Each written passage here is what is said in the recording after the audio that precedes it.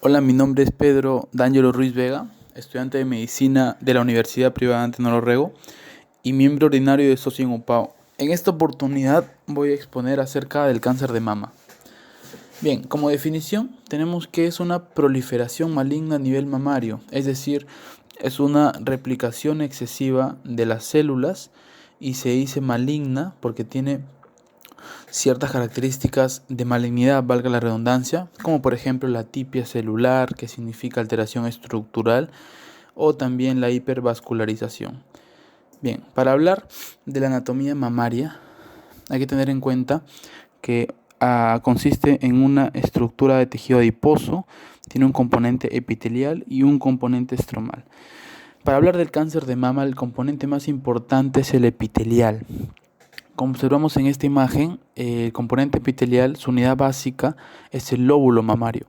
Este lóbulo está compuesto de diversos acinos o alveolos mamarios que cuando se juntan forman un lobulillo y el conjunto de lobulillos conforma el lóbulo mamario que va a desembocar en un conducto galactóforo hacia el pezón.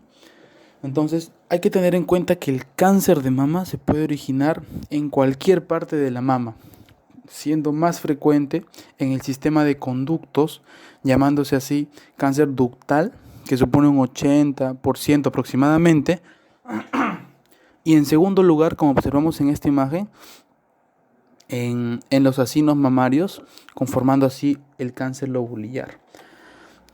Bien, vemos que a nivel mundial el cáncer de mama es la primera causa de cáncer y de mortalidad por cáncer en mujeres y sin distinción de sexo, el segundo lugar, ¿no? Precedido por el cáncer de pulmón. Vemos que es más frecuente también en países industrializados. En Perú hay una estadística del 2017 del MINSA en donde en las mujeres el primer tipo de cáncer más frecuente es el de cérvix y el segundo el de mama. Y sin distinción de sexos, el de mama estaría en el cuarto lugar.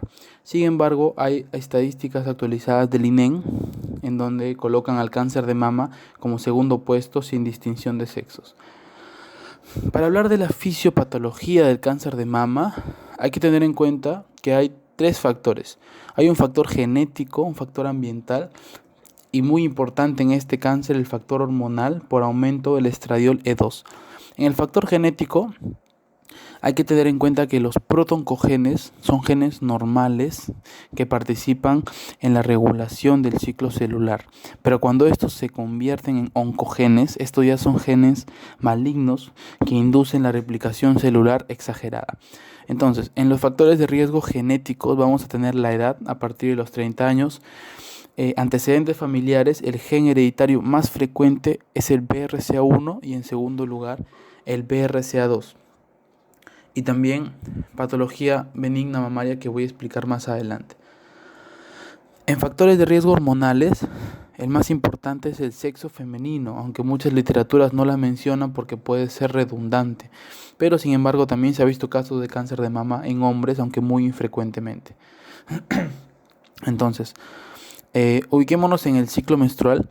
En la segunda mitad del ciclo menstrual, casi al final, se produce un pico hormonal, tanto de estradiol y progesterona. Ese pico, principalmente de estradiol, es el que va a inducir la proliferación celular. En otras palabras, mientras más ciclos menstruales tenga una mujer a lo largo de su vida, hay más riesgo de cáncer de mama. Por eso la menarquía precoz es factor de riesgo, menopausia tardía, nuliparidad, ya que durante el embarazo hay 9 meses que te privas de ciclos menstruales y se dice que puede disminuir el riesgo. Si tu primera paridad es después de los 30 años, obesidad, ya que sabemos que en el tejido adiposo se acumula la enzima aromatasa, que es esencial en la síntesis de estrógenos. La densidad mamaria y ósea aumentados y el consumo de anticonceptivos orales y terapia de reemplazo hormonal, principalmente de larga duración. Alcoholismo, tabaquismo y radiación.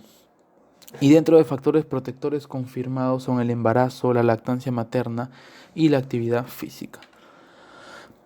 Entonces, en las alteraciones genéticas hay que tener en cuenta que estas pueden ser hereditarias en un 10-30% de pacientes, en donde el gen más frecuente es el BRCA1 y en segundo lugar el BRCA2 y distintos otros genes que se ubican en este cuadro. Sin embargo, hay alteraciones esporádicas, es decir, que no se heredan y donde el más frecuente es el ER2-neo.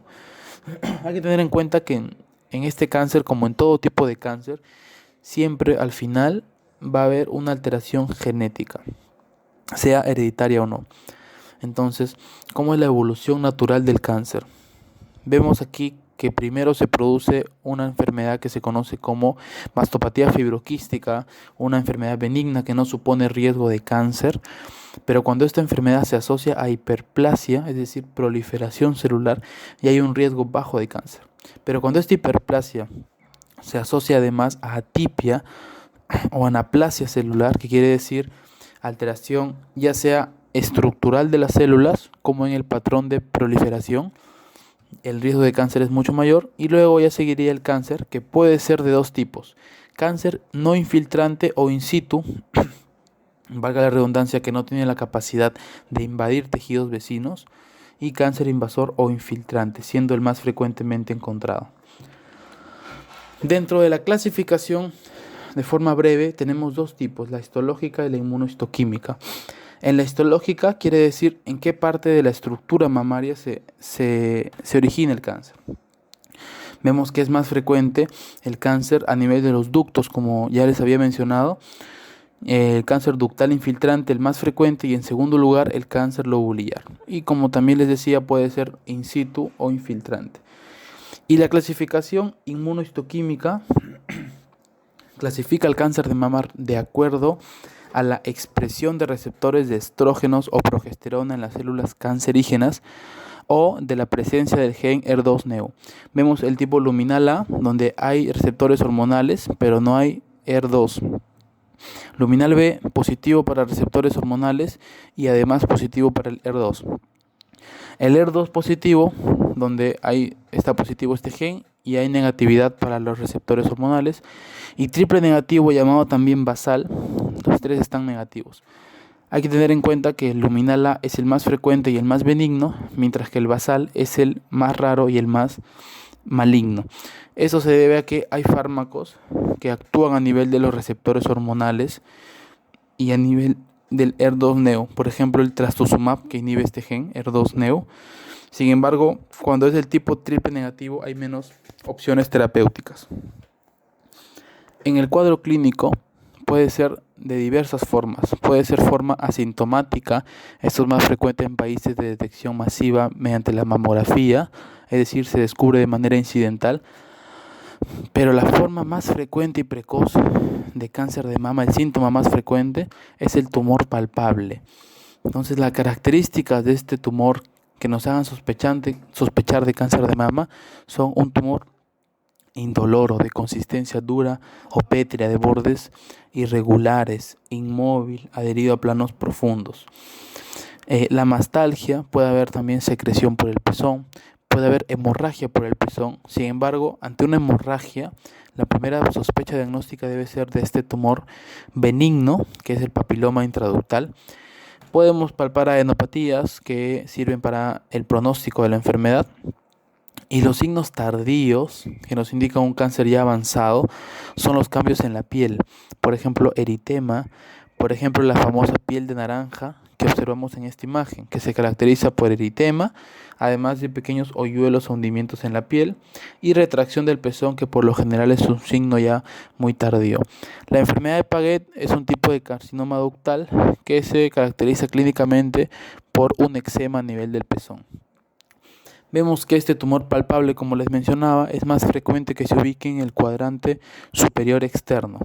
Es la zona más frecuente de cáncer de mama. El cáncer de mama también puede hacer metástasis. Principalmente las hace hacia los ganglios linfáticos. Pero si hablamos de metástasis a distancia, el órgano más frecuentemente afectado es el pulmón. Y luego le siguen el hueso, el hígado y el cerebro.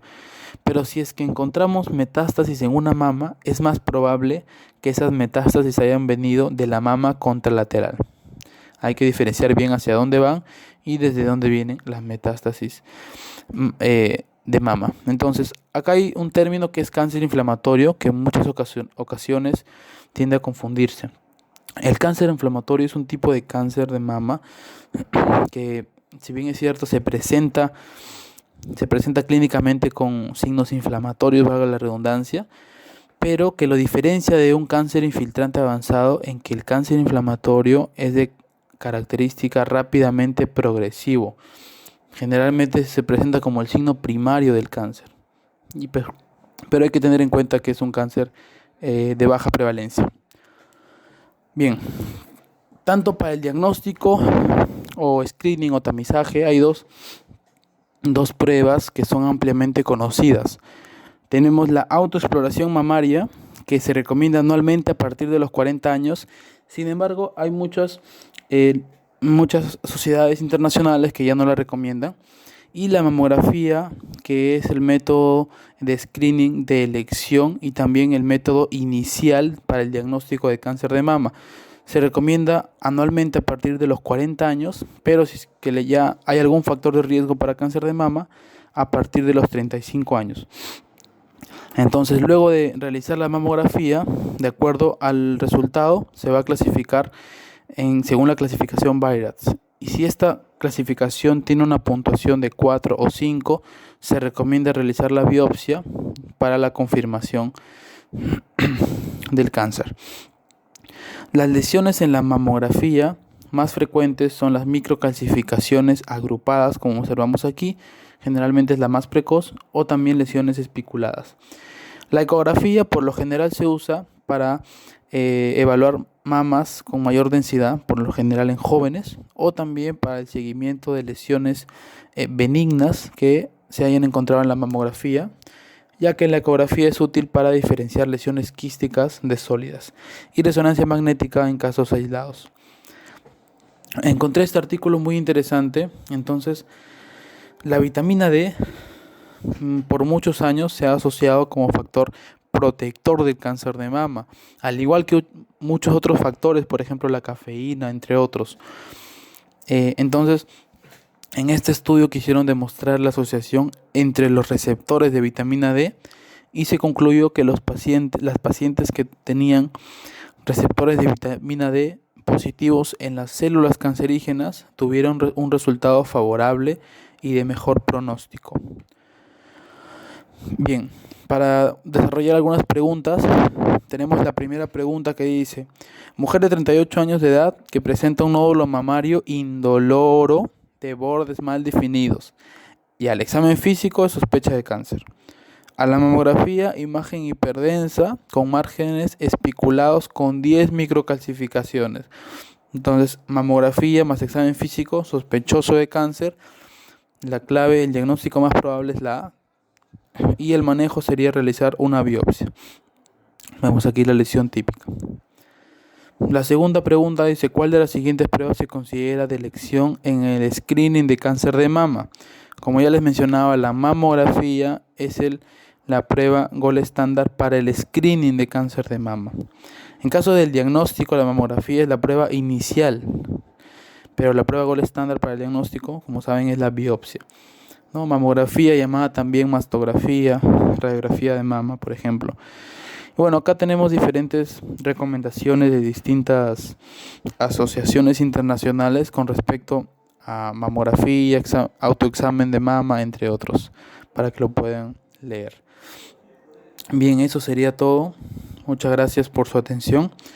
Aquí les estoy dejando todas las referencias bibliográficas usadas. He tratado de ser lo más actualizado posible y espero que se haya entendido la ponencia. Muchas gracias.